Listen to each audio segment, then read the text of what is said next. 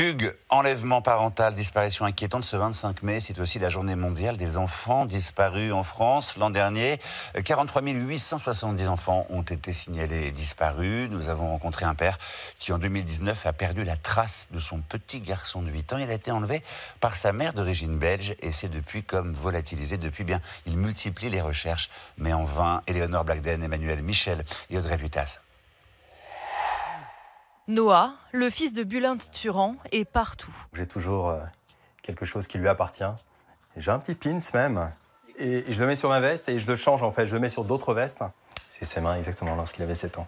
Ils ont dû bien grandir depuis. Cela fait maintenant 3 ans qu'il n'a plus aucune nouvelle de son fils, enlevé par son ex-compagne quand il avait 8 ans. Fin 2019, tout se passe très bien. Ils habitent à Barcelone. Je vais très régulièrement à Barcelone. J'y vais au moins tous les 15 jours. Mais un soir, il reçoit un SMS. Le nouveau compagnon de mon ex m'envoie un message un soir en me disant que je dois m'écarter, je dois prendre de la distance.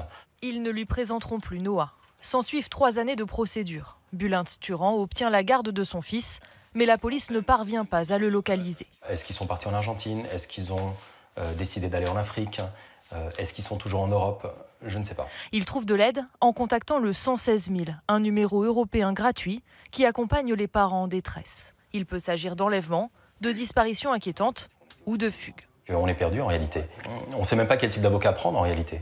C'est justement pour aider le travail du 116 000 que Cédric Flamand, alias Viking, a organisé un marathon caritatif en ligne de 72 heures. Je suis devenu papa il y a 3 ans et on se rend compte de tous les dangers, de tout ce qui peut se passer. J'ai voulu, à mon échelle, essayer d'organiser quelque chose. 20 gamers jouent et ils reçoivent des dons. Merci énormément pour les 5 €, ça fait extrêmement plaisir, pour la bonne cause. À chaque palier, il y a un défi, comme avaler un piment. Ça monte encore. Des blagues potaches qui ont déjà permis de remporter plus de 6 000 € pour un programme qui accompagne les familles d'enfants fugueurs. Et on propose des ateliers de sensibilisation sur la fugue et ses conduites à risque dans les collèges. Chaque année, près de 50 000 familles contactent le numéro 116 000 en France.